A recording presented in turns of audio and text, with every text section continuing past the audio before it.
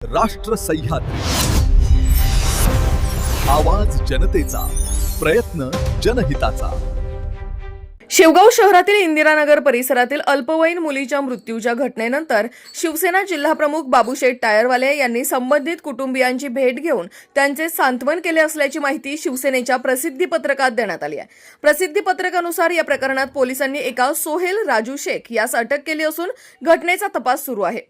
कुटुंबियांनी आपल्या भावना व्यक्त करताना मुलीला विविध प्रकारचा त्रास सहन करावा लागत असल्याचा आरोप केला असल्याचेही प्रसिद्ध पत्रकात नमूद करण्यात आले। यावेळी बाबूशेठ टायरवाले यांनी संबंधित प्रकरणाचा सखोल तपास करून दोषींवर कठोर कारवाई करण्याची मागणी केली आहे। तसेच महिलांच्या व अल्पवयीन मुलींच्या सुरक्षिततेशी संबंधित प्रकरणांमध्ये कोणतीही हयगय होऊ नये अशी भूमिका त्यांनी व्यक्त केली।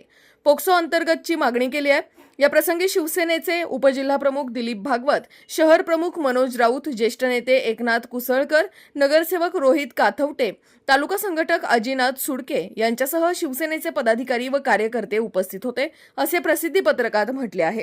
राष्ट्र सह्याद्री, आवाज जनतेचा, प्रयत्न जनहिताचा।